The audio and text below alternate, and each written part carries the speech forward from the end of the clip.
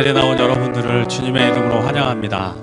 오늘 예배 자리에 나오신 여러분들은 하나님께서 특별히 택하시고 또 오늘 은혜를 예비하신 분들인 줄로 믿습니다. 우리 첫 번째 찬양은 색깔 예배라는 유초등부 찬양입니다. 유초등부 아이들이 하는 찬양인데 이 아이들의 언어가 굉장히 이제 직관적입니다. 그래서 이 찬양이 우리의 마음이 하나님 앞에 준비되어지는데 많이 도움이 되겠다 싶어서 이 찬양을 준비했는데 함께 부르시면서 배우시기도 하면서 우리의 마음을 준비했으면 좋겠습니다.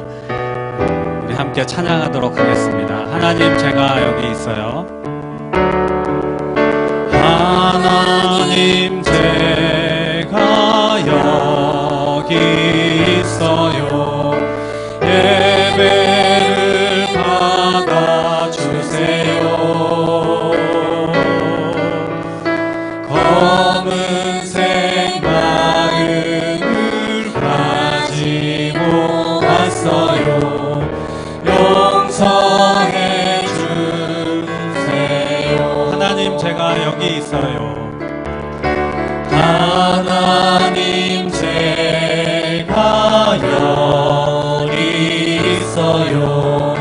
예배를 받아주세요. 검은색 마음을 가지고 왔어요. 용서해 주세요. 빨간색 십자가 피로 우리를 덮어주세요. 하얀색 마음으로 하나님께 예배드려요. 빨간색 십자가로 빨간색 십자가 피로 우리를 덮어주세요. 하얀색 마음으로 하나님께 예배드려요. 다시 처음부터 고백합니다. 하나님, 제가 여기 있어요. 하나님, 제가 여기 있어요. 예배를 받아주세요. 검은색 마음을 가지고 왔어요. 용서해 주세요. 빨간색 십자가 피로 빨간색 십자가 피로 우리를 덮어주세요. 하얀색 마음으로 하나님께 예배드려요. 하얀색 마음으로 하얀색 마음으로 하나님께 예배드려요. 하얀색 마음으로 하얀색 마음으로 하나님께 예배드려요. 아멘. 이 시간 우리 한번 기도하겠습니다. 하나님, 제가 지금 예배 자리에 나와 있는데 제 마음이 어쩌면 검은색 마음일 수 있습니다. 그동안 한 주간 동안 살아가면서 하나님 앞에 부끄러웠던 모습들, 예수님 믿는 사람으로서 부끄러운 모습들이 우리에게 있었습니다. 그렇지만 그런 검은색 마음을 주님의 그 십자가, 빨간색 십자가 피로 우리를 덮어주시면 그 모든 죄와 허물된 모습들이 하얀색 마음이 되어진다고 성경은 말씀하고 있습니다. 하나님 앞에 예배하는 우리의 마음이 하얀색 마음이 되어질 수 있도록 하얀색 마음으로 바꾸어 주시옵소서. 이 시간 우리 한 목소리로 한번 기도하겠습니다. 기도합니다. 하나님 아버지 감사합니다. 우리가 한 주간 동안 살아가다가 하나님 앞에 예배하기 위해 이 자리에 나왔습니다. 그렇지만 우리의 마음을 바라볼 때 하나님 아버지 부끄러운 모습과 죄된 모습들, 하나님 기뻐하시지 않는 모습들이 우리 안에 있습니다. 하나님 아버지, 그렇기 때문에 우리에게 예수 그리스도의 십자가의 피가 필요합니다. 예수 그리스도의 십자가의 보혈로, 십자가의 빨간색 피로써 우리를 깨끗하게 씻어주시옵소서. 그래서 우리가 하나님 앞에 예배하기에 합당한 우리의 모습으로 하얀색 마음으로 우리를 바꿔주시고, 하나님 우리의 예배를 하나님께서 받으시는 그런 예배가 되어질 수 있도록 주님 함께하여 주시고 인도하여 주시옵소서. 빨간색 피로써, 빨간색 십자가 보혈로 우리의 마음을 하얗게 씻어 주시옵소서. 빨간색 십자가 피로.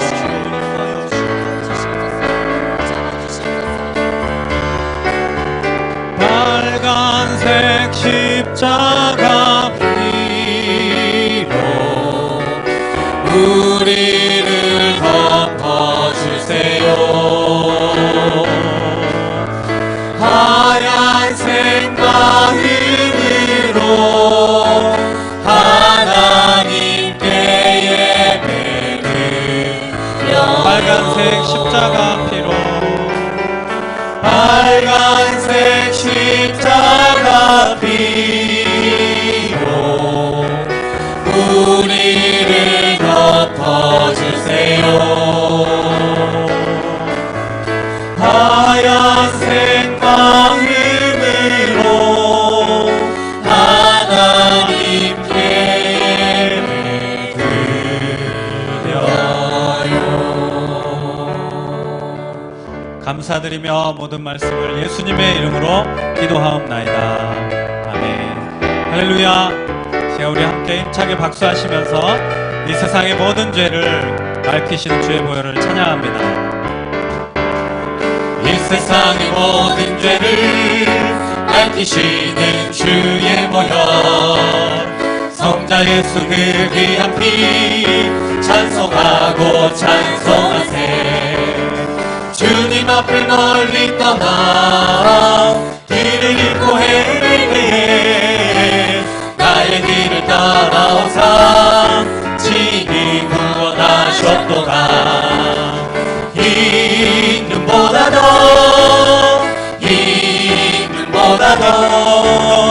주의 흘리신 보혈로 비게 씻어주옵소서.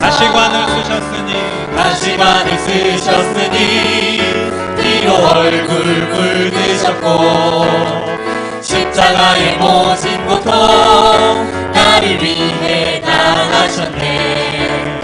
말로 형용할 수 없는 구세주의 구속하신 그네와 크신 사랑 찬송하고 찬송하세. 이 눈보다 더 주의 흘리신 보혈로 비게 씻어주옵소서. 아버지를 멀리 떠나 바른 길을 저버리고 여러가지 죄악으로 수홍같이 되었으니 물같은 것 가지고는 씻을 수가 없네. 주여 귀한 몸의 피로 날 정결케 하옵소서. 이 눈보다 더 주의 흘리신 보혈로 비게 씻어주옵소서. 흰 눈보다 더 주의 흘리신 보혈로 주옵소서. 믿음보다 더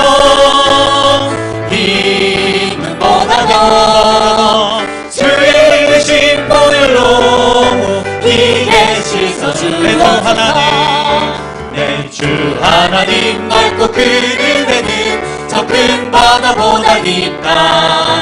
너 못한 주를 끌어 깊은 대로 저 한가운데 가보라.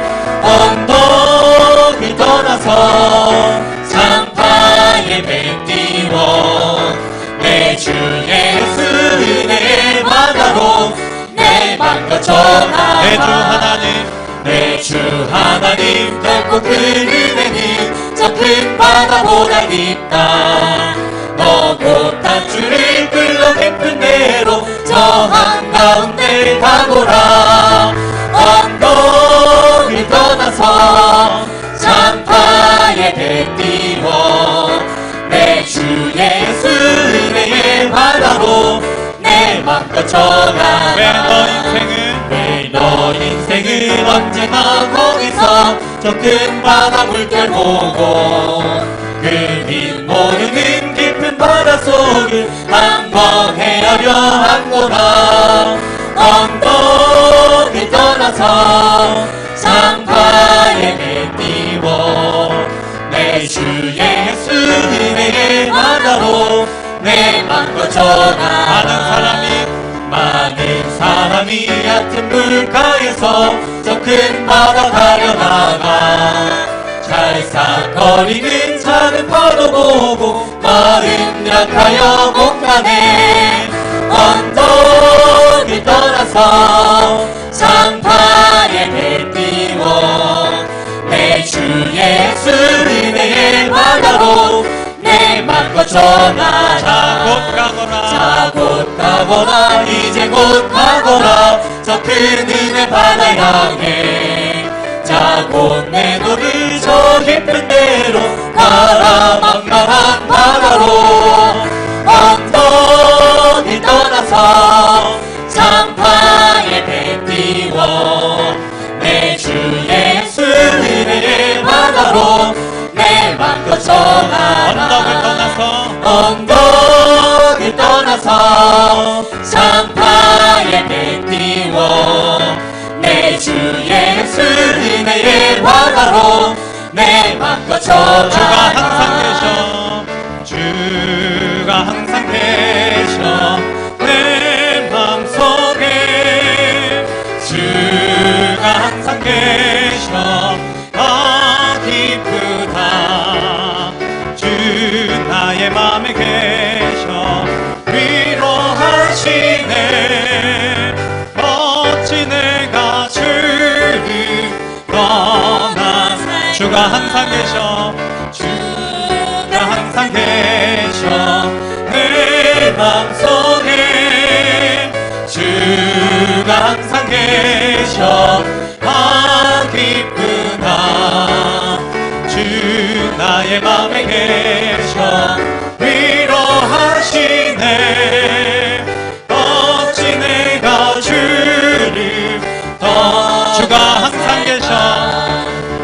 주가 항상 계셔 내 맘속에.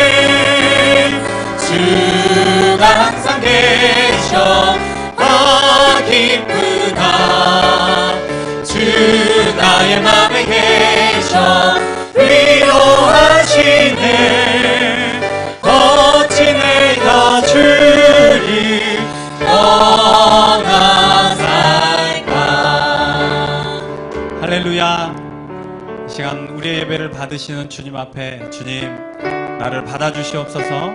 내가 드리는 이 예배를 하나님 받아주시옵소서. 이 시간 이러한 마음으로 주님 내가 여기 있사오니 우리 함께 찬양하겠습니다.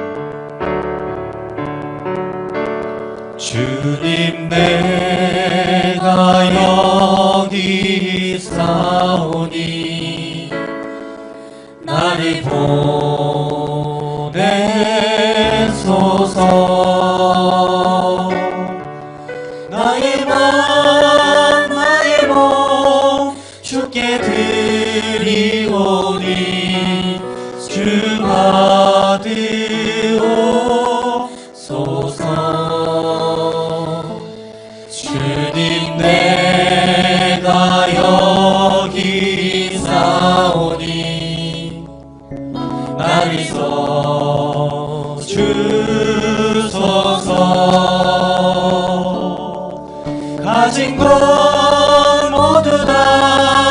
주께 드리오니 주 받으옵소서.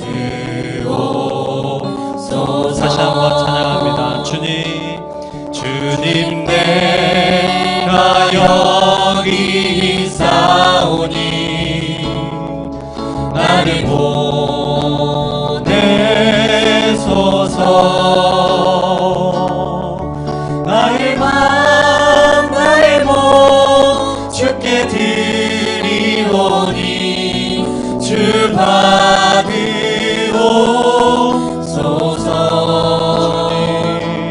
주님 내가 여기 있사오니 나를 써주시옵소서. 나를 써주소서.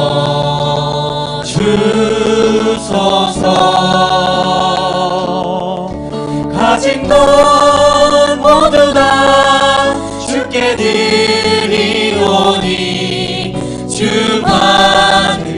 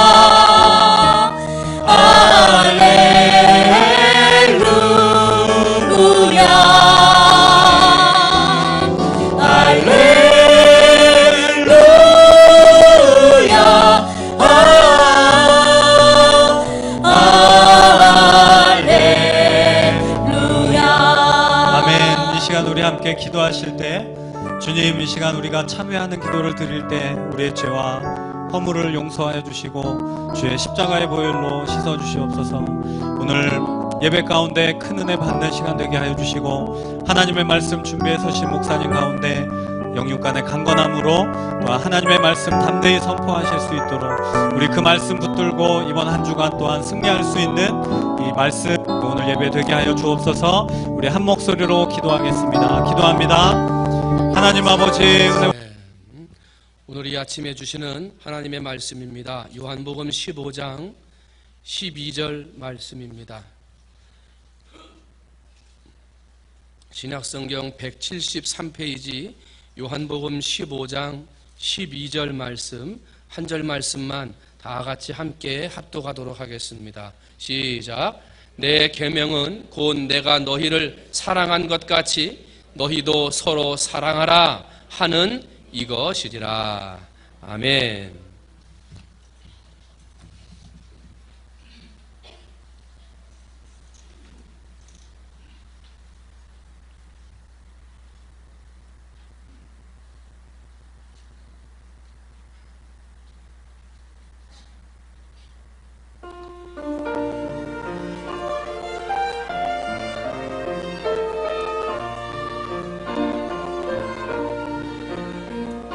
알고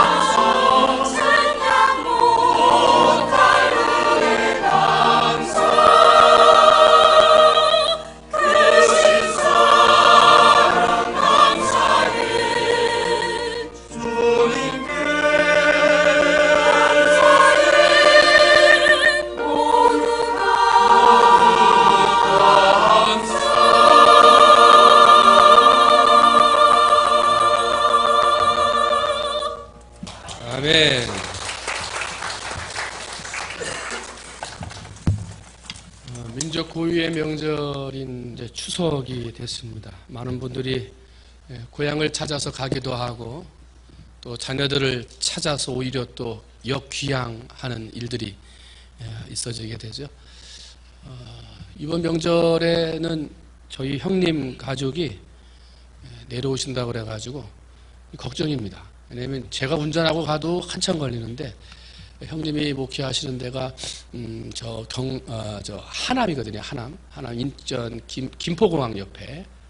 근데 한 6시간, 한 5시간 반, 6시간 정도 걸리는데 1시간에서 1시간 반 운전하시는데 딱 규정 속도입니다. 100km. 더 이상 안 가십니다. 딱 그것만 가시는데 1시간 오시고 전화해보면 전화를 안 받아요. 전화해보면 휴게소에서 쉬고 계세요. 그리고 한 1시간 반쯤 또 전화하면 또 전화 안 받아요. 휴게소에서 또 쉬고 있어요. 그래서 나중에 물어보면 오는 휴게소 다 들렸다는 거예요. 그래서 한번 통영땅 오셨다가 한번 가시더니 너무 멀다고 너무 힘들다고 그러셨는데 작년에 이제 우리 조카가 결혼을 했거든요. 지금 천호동 선교교회 전도사님으로 수고하고 있는데 작년에 결혼했는데 그 조카하고 한번 처음으로 내려온다고 그래서 손님을 맞이해야 돼요. 손님을. 근데 이 오고 가는 길이 쉽지가 않아요. 그죠? 오늘 그 먼 거리를 마다하지 않고 자녀들과 또 고향 땅으로 돌아가신 분들 그리고 또 먼 거리를 마다하지 않고 오늘 통영 땅까지 오셔서 부모님을 만나 뵙고 또 고향 교회에서 함께 예배드리는 우리 사랑하는 모든 성도들을 주님의 이름으로 환영합니다. 가는 길이 고생길이에요.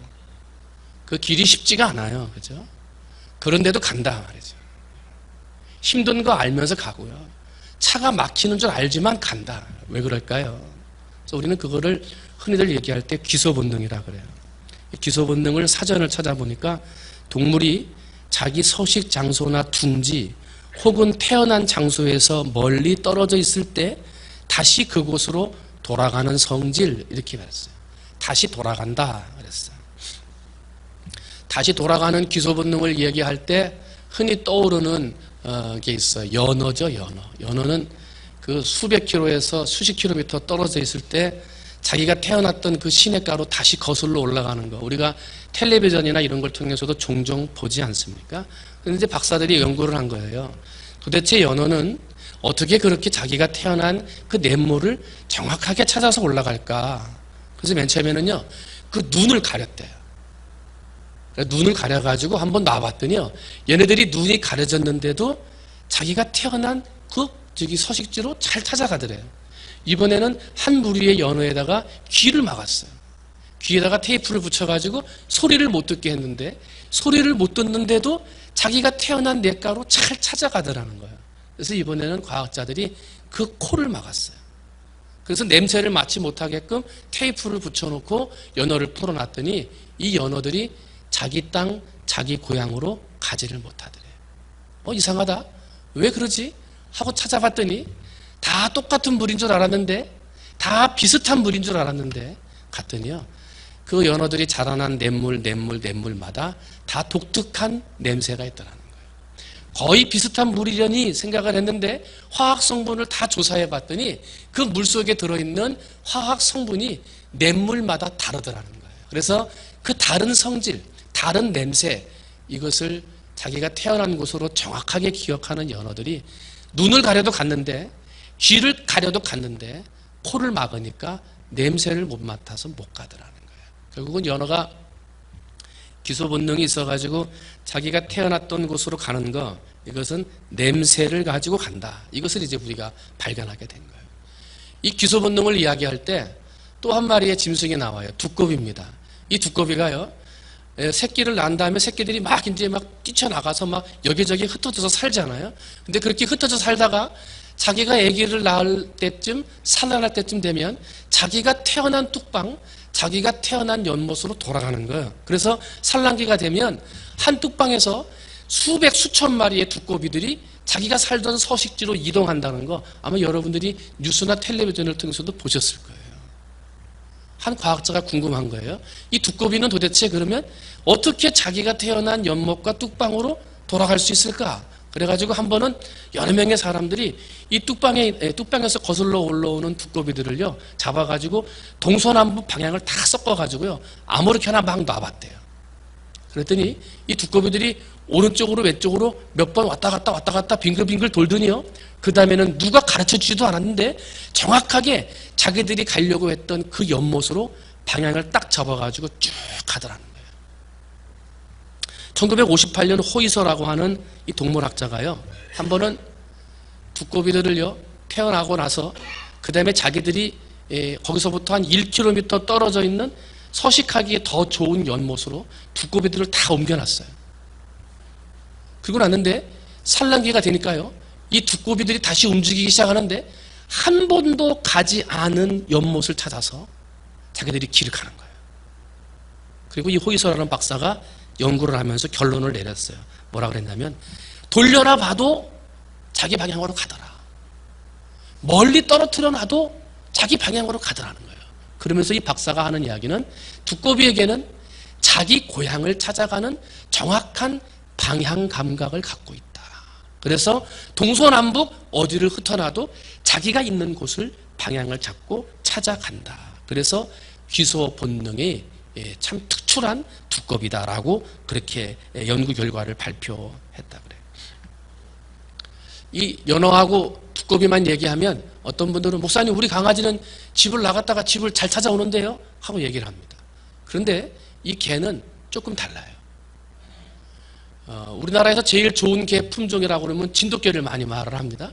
진돗개 품평회에서 제일 좋은 개라고 인정받은 챔피언을 먹은 개를 자기 집에서 12km 떨어진 동네에다가 떨어뜨려 놨습니다. 근데 그 개가 집을 안 가요. 5일이 지나도록 그 개가 돌아오질 않아서 그 개를 관찰하던 학자들이 그 개가 어디에 있는가 가서 봤더니요, 이 개가 자기 집하고는 전혀 동떨어진 전혀 다른 곳에서 집에 갈 생각도 안 하고 그냥 있더라는 거예요. 그래서 얘를 데려다가 이제 주인한테 돌려줬어요. 그런데 오래됐죠? 몇 년 됐죠? 조선일보에 거기 나왔던 기사인데, 금순이라고 하는 이 진돗개는요, 여러 가지 개하고 섞였어요. 진돗개가 말만 진돗개지 여러 개하고 막 섞여 있는 잡종 진돗개예요. 그런데 이 개가 잃어버렸어요. 집에서 포기를 했어요. 그런데 한 달이 지난 다음에 이 개가 집으로 왔어요. 머리에는요, 어디에다 부딪혔는지 다 깨져가지고 피투성이가 됐고요, 배는요, 며칠을 굶었는지 바짝 들러붙어가지고 죽기 일보 직전에 집을 찾아온 거예요. 사람들이 신기했어요. 이 개가 어떻게 이 집을 찾아왔을까? 과학자들이 한번 연구를 해본 거예요. 찾아가 본 거예요. 왜 챔피언 먹은 개는 집으로 안 가는데 막 여러 개의 품종이 섞인 잡종 진돗개는 집으로 갔을까? 그래가지고 금순이네 집을 찾아가 봤더니요, 금순이네 집에서 지금 금순이를 닦아주고 먹여주고 난리가 났어요. 그러면서 하는 얘기가 뭐냐면, 이 개가 어렸을 때부터 우리 집에 왔는데 한 가족처럼 지냈어요. 그래요. 사랑을 주고 이뻐해주고 사랑해주면서 한 가족같이 지냈어요. 그래요. 그 한 가족같이 지낸 사랑 때문에 왔는가 보다 생각을 하고, 이번에는 진돗개 품평회에서 챔피언한 개, 돌아오지 않는 개의 주인집을 가봤어요. 깜짝 놀랐어요. 가봤더니 개장사예요. 개장사. 그래가지고 이 원숭이 우리에 가다 두듯이 이 챔피언 먹은 개를 우리에다가 가다 두고 수시로 암개를 데려다가 교미를 시키는 거예요. 그리고 사람들한테 이거 진돗개 품평회에서 챔피언 먹은 개의 새끼라고 이래가지고 팔아먹는 그러한 개장수의 개였던 거예요. 사랑이 있었겠어요? 돌봄이 있었겠어요? 없죠. 결국은 사람들이 얘기를 하면서, 금순이가 집을 찾아간 것은 사랑 때문에, 자기가 뭔지 모르는 사랑 때문에 찾아갔지만, 챔피언이라고 하는 순수 품종을 자랑하는 진돗개가 집을 가지 않은 것은 사랑이 없었기 때문이구나. 사랑을 받지 못했기 때문이구나. 그렇게 얘기를 해요. 성경을 보면 고향을 찾아 떠나가는 이야기들이 많이 기록되어 있어요. 이스라엘 백성들이 애굽 땅에서 400년을 살았습니다. 몇 년을 살았다고요? 400년. 만약에 나이가 84실 살았다. 우리 아버지 할아버지가 평균 80 정도 살았다 그러면 5대째 뼈를 묻고 사는 거예요. 5대째. 그러면 내 땅 아닌가요? 거기가 내 집이 아닌가요? 400년을 살았으면, 그죠? 삶의 토전도 다 돼 있고, 할아버지의 할아버지 5대째 뼈를 묻은 땅이니까, 이제는 그 땅이 내 땅이고, 내 고향이잖아요. 근데 이스라엘 백성은 어떻게 해요? 출애굽을 해요. 아니, 이 땅은 내 땅이 아니야. 이 땅은 내 고향 땅이 아니야. 우리의 고향 땅은 이스라엘이야. 그리고 가나안 땅을 향해서 다시 출애굽을 해요. 그 이유는 간단해요. 내 땅이 아니었기 때문에 그래요. 비슷한 이야기가 에스라와 느헤미야서에도 기록되어 있어요. 이스라엘 백성들이 하나님 앞에 죄를 범해가지고 이스라엘이라는 나라가 둘로 쪼개집니다. 북쪽 이스라엘, 남쪽 유다로 나누어집니다. 북이스라엘이 멸망하고 마지막에 남쪽 유다가 568년에 멸망을 당하는데, 멸망을 당했던 바벨론 나라에 포로로 끌려갑니다. 그리고 포로로 끌려가서 70년 동안을 포로 생활을 합니다. 몇 년이요? 70년. 70년쯤 살았으면 400년에는 견주지 못하지만 그래도 웬만큼 자리 잡은 거예요. 이제는 노예로 살고는 있지만 그래도 살아갈 수 있는 방법들을 다 마련해 놓은 시간이 70년이에요. 그런데 이스라엘 백성들은 이렇게 말을 해요. 아니, 우리는 돌아가야 한다. 돌아가야 한다. 여러분, 이 예루살렘은요, 그 당시 전쟁 때문에 다 무너졌어요. 돌 위에 돌 하나 남지 않고 폐허가된 땅이 예루살렘이에요. 그런데 70년 동안 살았던 그 땅을 버리고 이스라엘은 아무것도 없는 예루살렘으로 다시 가요. 그 이유는 간단했어요. 예루살렘이 자기들의 고향이기 때문에 그래요. 사람이 고향을 찾아가는 거, 개뿐만 아니라 연어뿐만 아니라 두꺼비뿐만 아니라 자기가 땅을 찾아가는 거, 이것은 사람에게 있는 본능이라는 거예요. 누구나 다 자기 고향을 그리워하고 고향 땅을 찾아간다는 거예요. 그런데 그냥 기소 본능, 방향 감각이 좋아서 간다, 아니면 자기가 태어난 땅을 찾아서 냄새를 맡아서 간다라고 하는 기소 본능 말고, 우리가 고향 땅을 찾아가야 하는 또 다른 이유가 있다는 거예요. 우리가 고향에 가야 되고 고향에 가서 만나야 되는 또 다른 이유가 있다는 거죠. 여러분, 성경을 보면 우리가 잘 아는 탕자의 비유가 있습니다. 아버지가 죽지도 않았는데 자기에게 줄 유산을 미리 달라고 그랬어요. 그리고 그 유산을 가지고 나가서 어떻게 합니까? 허랑방탕하게 썼어요. 술집에다가 다 퍼준 거예요. 거지가 됐죠. 먹을 것이 없어요. 돼지가 먹는 쥐염 열매 주워 먹어요. 그리고 나서 생각하는 거죠. 아버지 집에 가야 되겠다. 이 염치가 있는 겁니까? 살아계신 아버지한테 유산 달라고 그래가지고 가져가더니 성공하고 좀 부자가 된 다음에 돌아간다 그러면 이해가 되지. 이거는 쫄딱 망해가지고 거지처럼 된 상태에서 아버지한테 돌아간다? 이 염치가 없는 거죠. 심한 말로 말하면 낯짝이 두꺼운 거예요. 그런데 염치가 없는 것을 알지만, 낯짝이 두꺼운 걸 알지만 아들은 한 가지를 알았어요. 한번 따라합니다. 아버지는 나를 사랑하신다. 뭐라고요? 아버지는 나를 사랑하신다. 내가 비록 아버지가 살아계실 때 유산 달라고 도망갔지만 그래도 아버지는 나를 사랑하신다. 그러니까 집으로 가야지. 내가 비록 가져간 것으로 성공하지 못하고 다 실패해서 쪽박을 찼지만 그래도 아버지는 나를 사랑하신다. 그러니까 집으로 가야지. 지금은 내가 옷 한 벌 제대로 입지 못하고 제대로 밥 먹지 못하는 쥐염 열매를 주워 먹는 상거지가 됐지만 그래도 아버지는 나를 사랑하신다. 그러니까 집으로 가야지. 탕자가 집으로 돌아가요. 뭐 때문에 갑니까? 아버지의 사랑 때문에 가는 거예요. 오늘 우리가 고향을 찾아갑니다. 고향 집을 갑니다. 친척들을 만나러 갑니다. 무엇 때문에 갑니까? 사랑 때문에 가는 거예요. 사랑. 사랑이 그리워서, 사랑이 생각나서, 그 옛날 어렸을 때 밥상에 앉아 같이 먹고 놀고 즐기던 그 사랑이 그리워서 사랑을 찾아 간다는 거예요. 그런데 여러분, 사랑을 찾아 고향으로 떠나는 오늘날 사랑이 깨어지고 있다는 것을 아십니까? 많은 사람들이 고향에 가고 싶어 하지 않는다. 그것을 여러분은 아십니까? 최근 몇 년 동안 청와대 게시판에 올라오는 글이 있습니다. 이 청와대에 가면 게시판 글에 내가 무엇을 좀 해주세요. 아니면 청원하는 일들을 올리면 20만 댓글, 20만 명 정도가 이거 괜찮은 거다, 이거 해줘야 되겠다라고 댓글을 달아주면 20만 명을 넘으면 청와대에서 답변을 해줍니다. 이것은 어떻게 하겠습니다. 이것은 이렇게 하겠습니다라고 답변을 해주게 되는데 최근 몇 년 동안 명절 때만 되면 청와대 게시판에 올라오는 청원의 글이 있습니다. 그게 뭐냐면 명절을 없애주세요 하는 명절. 청원의 글입니다. 명절을 좀 없애주세요 하는 거예요. 아니 나는 고향 땅에 가고 싶어도 갈 고향이 없는데 뭘 명절날을 만들어가지고 사람 힘들게 하냐. 요즘에는 누가 고향 땅에 찾아가냐. 명절을 없애주세요. 요즘에 명절이라고 해봐야 누가 부모님한테 가냐. 다 해외로 놀러가지. 돈 더 많이 써야 되고 더 궁핍해지는 게 명절이니까 부모님한테 찾아가지 않는 명절인데 무슨 명절날 휴가를 주냐. 명절을 지키냐. 명절을 없애달라. 남들은 명절날이라고 놀러 간다는데 놀지 못하는 일하는 사람들이 얼마나 많은 줄 아느냐? 명절이라고 해서 남들은 놀러 가는데 나는 못 놀러 갈 때 그 아픈 마음을 아느냐? 그러니 명절을 없애달라. 이게 글이 올라온다는 거예요. 그뿐만이 아니에요. 2013년 1월 25일 날 서울 남부지방법원 406호 법정에 녹색 수의를 입은 70대 할아버지가 서 계셨어요.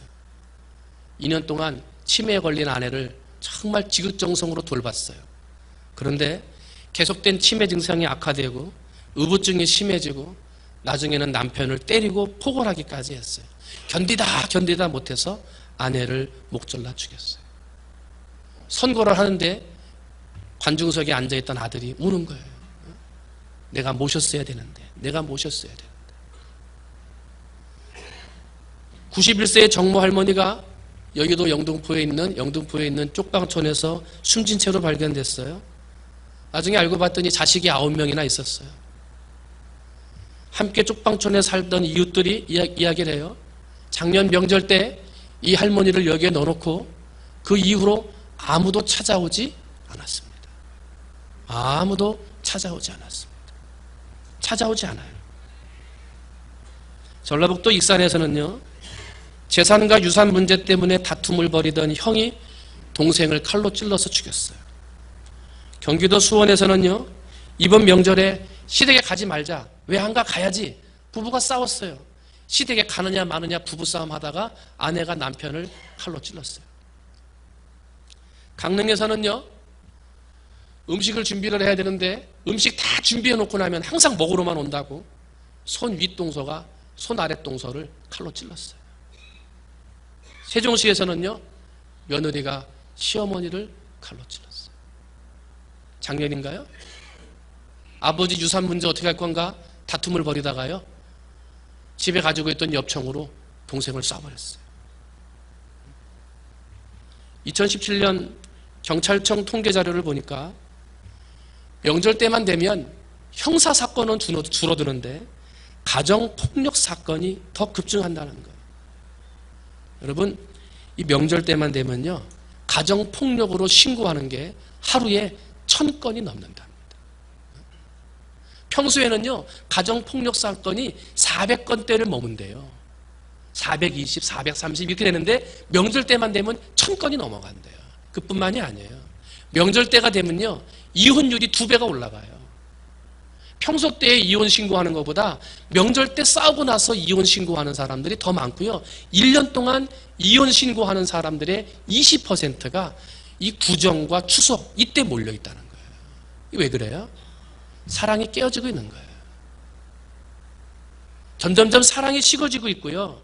행복한 우리 집이 아니라 괴로운 우리 집이 됐고요. 즐거운 명절이 아니라 괴로운 명절이 되는 거예요. 가족이요? 가족이 아니라 왼수가 되는 거예요. 그뿐만이 아니에요. 마지못해서 억지로 갔어요. 마지못해서 억지로 같이 모였어요. 근데 거기에서 싸우는 거예요. 고부간의 갈등, 아버지 유산 문제, 늙은 부모를 누가 모시느냐 그 문제, 치매가 걸리고 아파서 병원에 누워있는 병원비 어떻게 할 것이냐, 이것 가지고 싸운다는 거예요. 서로 얼굴을 붉히고.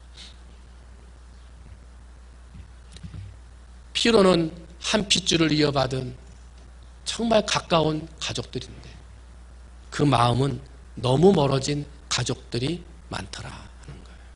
이쯤 되면 고향 가는 날이 기다려지는 게 아니라 고문이 되는 거예요.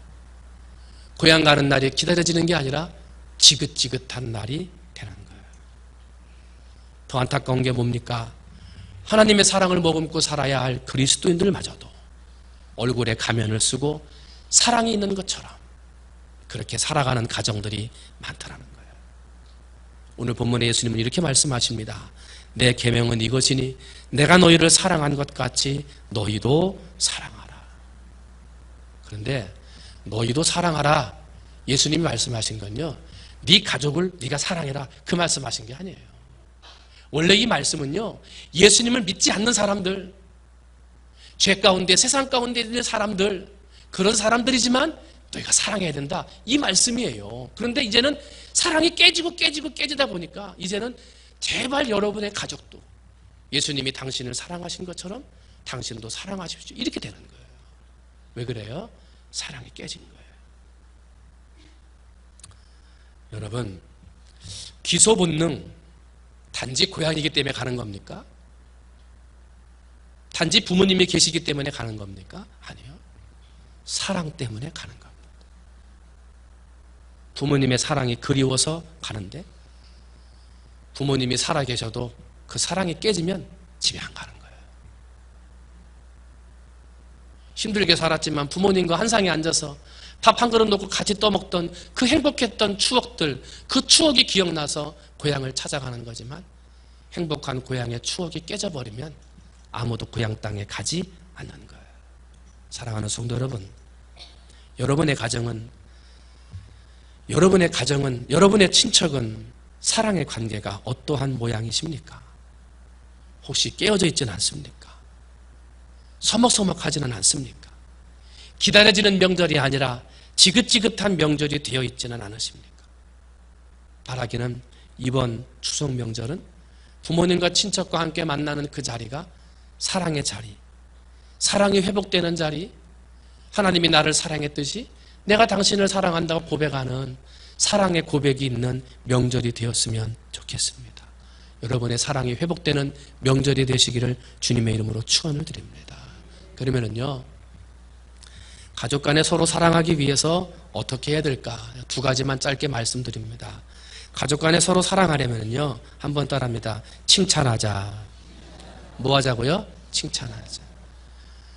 아프리카 잠비아라고 하는 나라 북부 고원지대에 바벤바라고 하는 족이 있습니다. 이 바벤바족은 그 안에 범죄율이 극히 낮은 족속입니다. 그래서 사람들이 연구를 했습니다. 이 사회에는 왜 범죄가 없을까 해봤더니요, 죄 지은 사람이 나오면 그 사람을 아침에 광장에다가 세워놓습니다. 그리고 아침에 광장에다 세워놓은 다음에 온 부족 사람이 그 사람을 삥 둘러싸는 거예요. 그러면 할아버지도 있고 할머니도 있고 친구도 있고 형도 있고 다 있을 것 아니에요, 그 부족원들에. 그러면 부족원들이 돌아가면서 한마디씩 하는 거예요. 야, 네 할아버지는 이렇게 했지. 네 할아버지는 참 좋은 사람이었지. 네 아버지는 이렇게 했지. 아, 너의 엄마는 이렇게 살았지. 그때 너를 이렇게 낳았지 해서 그 죄 지은 사람에 대한 인생을요 쭉 이야기를 하는데, 손가락질하고 너 왜 그런 죄를 졌느냐 말하는 게 아니라 그 사람의 가정과 아버지와 이 사람에 대한 칭찬과 격려의 말을 아침부터 저녁까지 쭉 하는 거예요. 하루가 돼도 좋고요, 이틀이 지나도 좋아요. 칭찬의 말이 떨어질 때까지 하는 거예요. 그리고 칭찬의 말이 다 됐다 그러면 마을 축제를 벌인대요. 이제는 이 사람이 죄를 지었지만 다 용서함 받고 새 사람이 되었다 하는, 새 사람이 되었다는 축제를 벌인다는 거예요.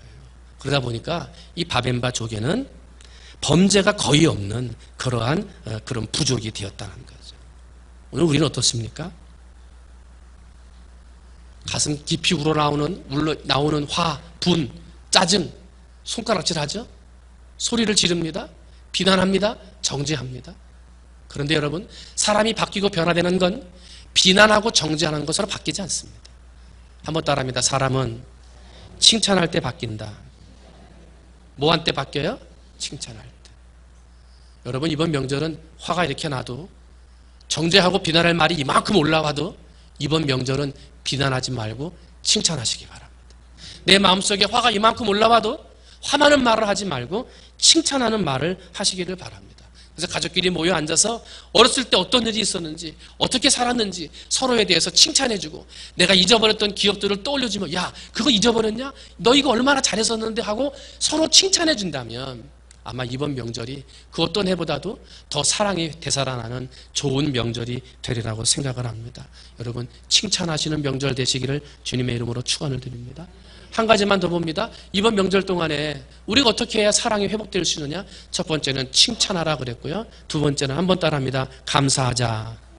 뭐 하자고요? 감사하자. 이번 명절 동안에 칭찬하고 감사하는 거예요.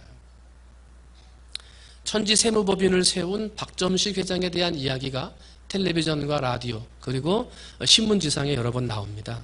이분이 가정이 어려워서 고등학교를 졸업하자마자 구로동에 있는 구로공단에 취직한 사람입니다. 그런데 고졸 직공으로 출발을 해서 주경야독을 해요.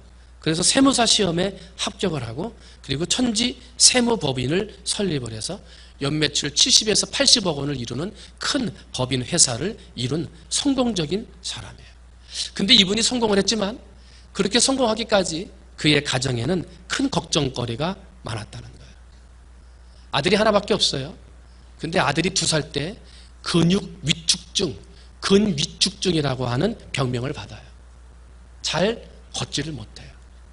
하나밖에 없는 아들이 병자였어요. 아들이 아프다 보니 아들을 학교에 보내야 되는데 어찌할 방법이 없어요. 엄마가 업어서 데리고 다녔어요. 화장실을 갈 때도 업어서 데리고 갔어요. 그러다 보니 50이 되기도 전에 이 엄마는 무릎의 연골이 다 닳아 없어져서 제대로 걷지 못하는 환자가 됐어요. 이 박점식 회장님의 어머니가 살아계셨는데 이 한 분밖에 안 되신 어머니는 치매에 걸리셨어요. 정신이 오락가락해요. 밖에 나가면 회사를 통해서 그래도 성공했다라고 하는 칭찬의 말을 듣는데 집에 들어가면 낙담이에요. 절망이에요. 같이 웃을 수가 없었어요. 그런데 어느 날 갑자기 머릿속에서 이렇게 힘들고 어렵지만 그래도 칭찬할 게 있지 않을까? 그래도 우리 가족 중에 사랑할 것이 있지 않을까? 그런 생각이 들었어요. 그래서 어머니 앞에 가서 앉았어요. 그리고 어머니 앞에 감사한 일기를, 감사한 쪽지를 날마다 하루씩 한 가지씩, 하루에 한 가지씩 적기 시작했어요. 그렇게 쓰기 시작한 게 어머니 감사합니다. 이게 무려 1000가지가 넘게 되더라고요. 어머니 지금까지 살아게 주셔서 감사합니다. 그게 감사하지. 병들었지만 내 곁에 있어 주셔서 감사합니다. 어젯밤에는 뒤치덕거리지 않고 나 깨우지 않고 잠 잘 자주어서 감사합니다. 감사합니다. 정신이 오락가락하는 와중에도 내가 누구예요? 물어보면 내 아들이지. 나를 알아봐 주셔서 감사합니다. 1000가지가 되는 거예요. 1000가지. 어머니에게 감사하는 내용을 쓰다 보니까 아내한테도 감사한 거예요. 여보, 그렇게 힘들게 살 때 불평 한마디 안 해서 참 감사해. 그 무거운 아들 업고 다니느냐고 무릎 연골이 다 닳을 때까지 그렇게 고생했는데 참 감사해. 아들을 생각하니까 또 감사한 거야. 아들아, 병원에서는 20살을 못 넘긴다고 그랬는데 그래도 30이 다 되도록 내 곁에 있어줘서 감사해. 아프지만 약이 잘 들어서 감사해. 이거를 쓰기 시작하는데요. 이 박점식이라고 하는 회장이 그걸 써내려가면서 자기를 돌아보게 되더래요. 왜 우리 집은 집에 오면 엄마는 아프고, 왜 우리 집에 들어오면 부인도 아프고 애도 아프고, 왜 이렇게 살아야 되나라고 부인에게, 아들에게, 엄마에게 정말 화나는 마음을 가지고 살았는데 감사의 편지를 쓰다 보니까요, 자기가 어머니에게 불효자더래요. 잘한다고 했는데요, 너무나 못했더래요.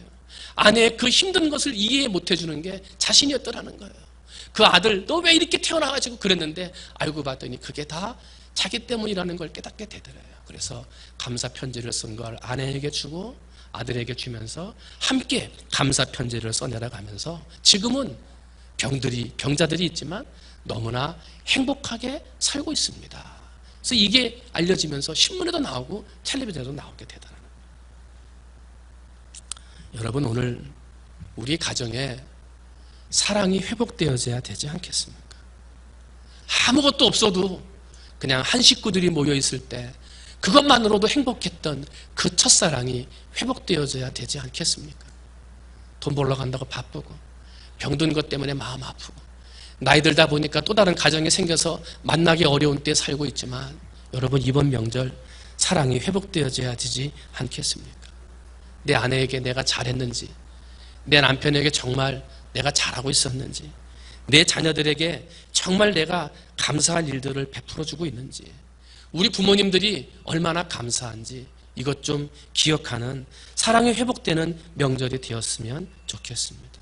여러분, 이번 명절에 좀 편지를 쓰셨으면 좋겠어요. 편지. 만약에 편지가 너무 길어 보이면 쪽지를 좀 보내셨으면 좋겠어요. 종이에다가 쓰시든지 아니면 핸드폰에다가 몇 자 적어서라도 좀 보내세요. 여보, 참 감사해. 얘들아, 참 고맙다. 그렇죠? 아무것도 아닌 것 같은 작은 사랑을 담은 감사의 편지가 오늘 우리의 가정에 사랑을 회복시킬 거예요. 가고 싶지 않은 가정, 돌아보고 싶지 않은 깨어진 가정이 사랑으로 회복될 거예요. 한 100가지만 써보면 어떨까요? 100가지. 하루에 한 가지씩 한 100가지만 써보세요. 근데 아마 100가지 다 쓰기 전에 가정이 변화될 거예요. 100가지 다 가기 전에 부부관계가 회복될 거고요. 100가지가 다 가기 전에 서먹서먹했던 관계가 사랑으로 뭉쳐지게 될 거예요. 기소 본능을 가지고 고향을 찾아가는 명절 때가 됐어요. 그런데 명절은 사랑 때문에 가는 거예요. 사랑이 그리워서. 그런데 오늘 우리의 가정, 우리의 모습은 사랑이 깨어졌더라는 거예요. 칭찬하면서 사랑을 회복하고 감사하면서 사랑을 회복해야 되겠습니다. 하나님 앞에 예배를 드리는 우리 충무중앙의 성도들이 하나님이 나를 사랑한 것 같이 나도 너희를 사랑하라는 그 명령에 순종하여 사랑의 칭찬으로, 사랑의 감사로 여러분의 가정을 회복시키고 우리 지역을 회복시키는, 우리 사랑하는 명절을 보내는 그런 성도들이 되시기를 주님의 이름으로 축원을 드립니다. 기도하겠습니다. 하나님 아버지, 명절이 되면 대이동이 이루어진다 그러는데 귀향을 하든지 역귀향을 하든지 아버지 대이동이 이루어지는데 그러한 이동 가운데 정말 행복하고 사랑이 있는 가정이 되면 좋겠습니다만 만나서 싸우고 만나서 가정이 깨어지고 만나서 이혼하고 폭력이 이루어지는 아버지 이런 일들이 너무나 우리 주변에서 많이 일어나고 있습니다. 그러다 보니 명절을 없애라라고 하는 청원도 생기고 명절날 고향에 가고 싶지 않다, 가족이 아니라 왼수다, 이런 일들이 우리 주변에 있고 예수 믿는 사람들조차도 사랑을 실천하지 못한 채 얼굴에 가면을 쓰고 며칠만 지내자, 이틀만 참자, 그리고 가는 가정들이 늘어나고 있습니다. 아버지, 이번 명절 사랑으로 회복되어지게 해 주시옵소서. 하나님 아버지가 나를 사랑했듯이 나도 가족을 사랑하고 이웃을 사랑하는 그러한 사랑이 회복되는 명절 되게 하여 주시옵소서. 칭찬할 때 사랑이 회복됩니다. 감사할 때 사랑이 회복됩니다. 이번 명절 먹고 마시고 웃고 떠드는 시간도 중요하지만 나부터 작은 쪽지, 메모 전달해서 나하고 같이 살아줘서 참 고마워. 얘들아, 잘 자라줘서 고맙다. 아버지, 어머니, 우리의 부모님이셔서 감사합니다. 작은 말 한마디로 사랑을 회복하고 그 회복된 사랑으로 하나님 앞에 영광 돌리는 복된 명절 보내게 해 주시옵소서. 감사합니다. 사랑이 많으신 예수님의 이름으로 기도하옵나이다.